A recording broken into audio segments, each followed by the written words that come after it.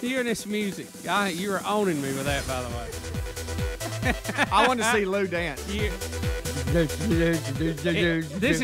is like tuning into a best of. It's like a best of show with all the techno bad music. I'm glad Rick can't hear it. He'd lose his mind. I like some of it. That's for one of the players' top peers. He loves it. It is 35 minutes after the hour. Welcome back to the Rick and Bubba Show. We're Rickless today, but good news. We do have Dr. Lou in the house. Coach Lou Holtz, welcome back to the Rick and Bubba Show. Dr. Lou. Ladies and gentlemen, colleagues, men and women, boys and girls, females and males, esteemed colleagues, administration, citizens, distinguished guests, principalities, professors, special speakers, and listeners.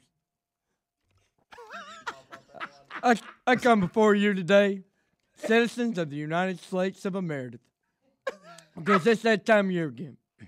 Time of year that only comes once every 4 years, when everyone goes and waits in long lines to get their own dressing rooms inside of random community locations to cast their fishing poles for the best cabinets in hopes of improving the House of Reprehensions. And I ask you today to cast your fishing poles at the tackle box office for Dr. Lou Holtz. Now, are you running for office, Lou? That's right. And you may ask, why would I vote for Lou for the House of Reprehensions? And to that I ask, why not? To which you would ask, why don't you tell me why it would be stupid to not vote for you? And then I'd say, well, why would I even tell you why it would be stupid to vote for me? To which you'd probably reply, why did they even ask everything I asked? Well put. That's right. And I'll say this.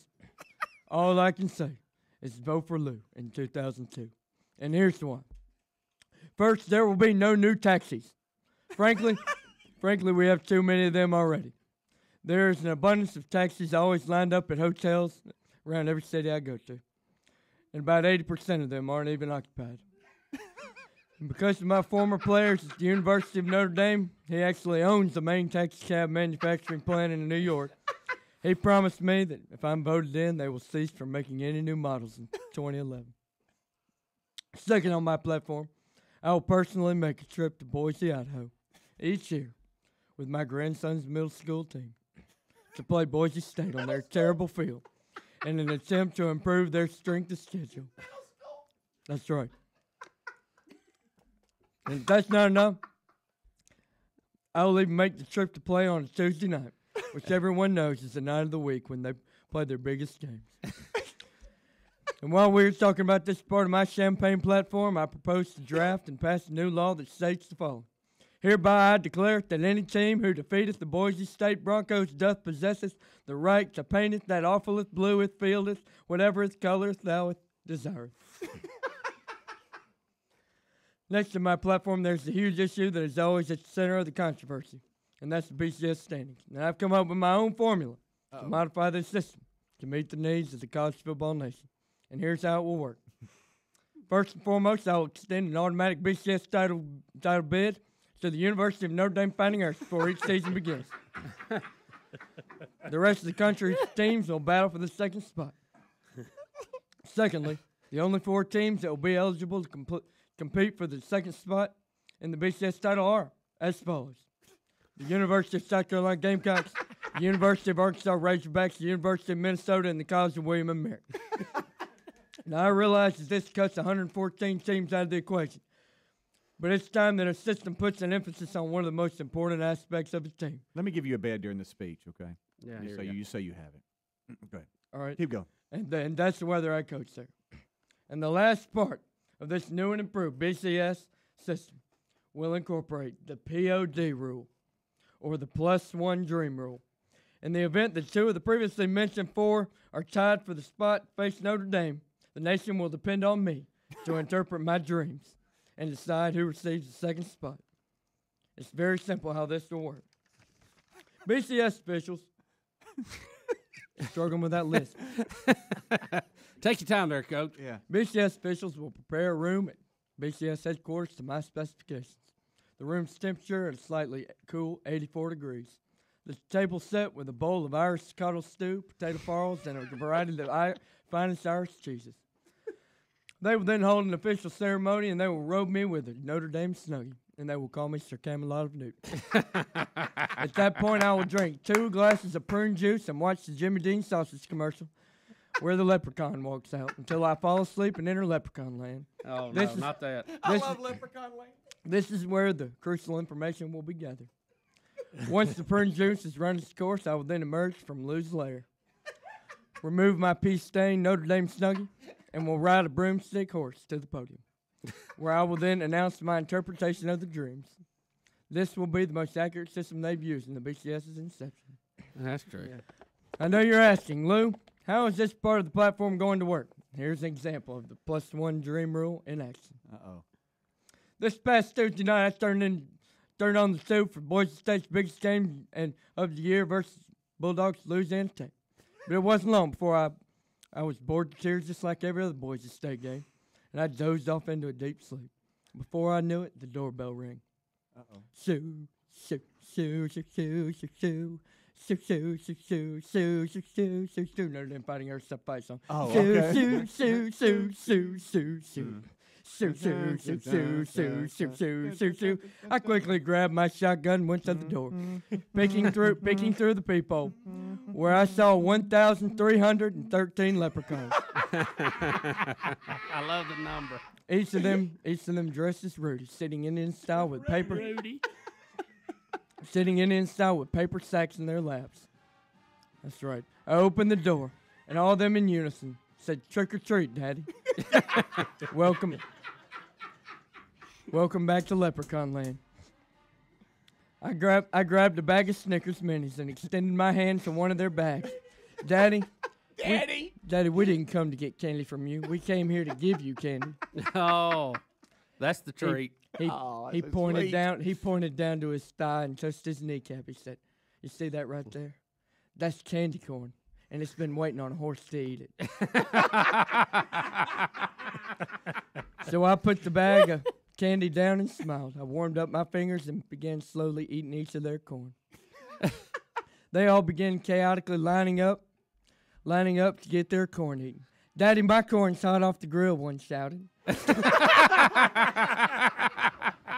And another. "I've got 2 cobs all buttered up and ready, Daddy." Daddy, I love Daddy. I love it. Each one of them came, sat on my lap on the porch swing, and asked that I call them Rudy. And I ate so much corn that my hand cramped up from squeezing their little thighs. Horse Then- eat corn? That's right, horse eat corn. That used to get me every time. And then out of nowhere, there was an orange splash, and an unidentified flying object began approaching our yard. Frightened, each of the 1,313 leprechauns all scampered to the nearest bushes, some of them shimmying up trees. Then the UFO landed in our front yard. It was a larger-than-normal creature, his cape flapping in the wind. Then he spoke. Uh-oh. "Neverland Ranch is just as I had imagined." Then he walked closer, all 6'6" and 257 pounds of him. Wow. He was dark-complected, with an orange spandex outfit and a navy blue cape, with a 2 embroidered on his chest. Oh, that sounds familiar. Guys, there's no need to be afraid," he said. "I am one of you, just a bigger, faster, taller, stronger version. My name is Leprechaun. And I won't hurt you unless you get in my way, in which case I'll break your ankles and make you cry for your mommy. But don't worry, because I make grown men cry like babies almost every Saturday. Sometimes I'll even abuse 11 men at the same time." Oh. He continued to speak to the leprechauns who were still frightened. "Now I know that you may have heard horror stories from Steve Spurrier, Dabo Swinney, Bobby Petrino, and Leslie Miles, but I assure you, unless you were Houston Nutt, I will not be running over you or your team this week."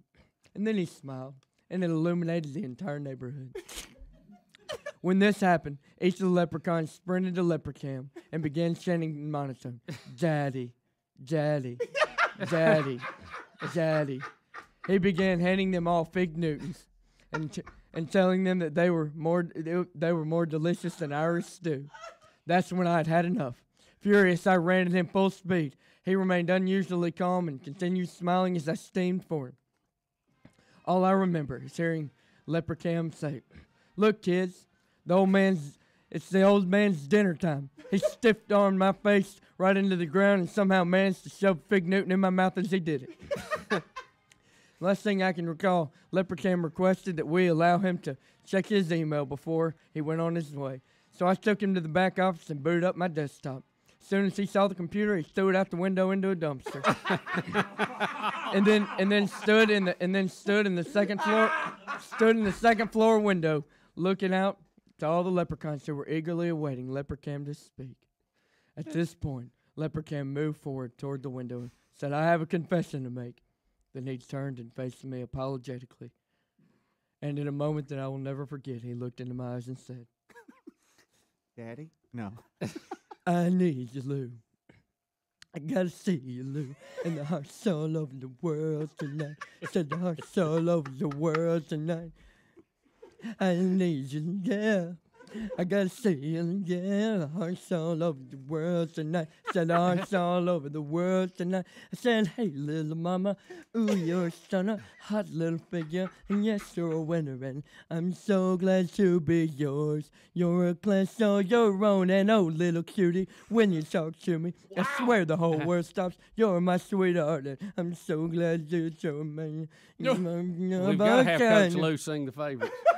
And we're almost there. You mean to me, but I mean to you, baby. Nothing we can do. I don't need money, you're my heart.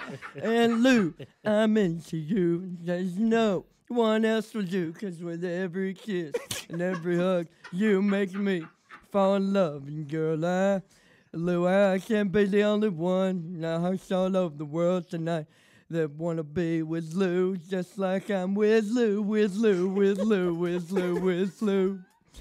And with Lou, with Lou, with Lou, with Lou, with Lou. And guys, this clear interpretation of this +1 dream rule is evidence that it yields the BCS's top contender.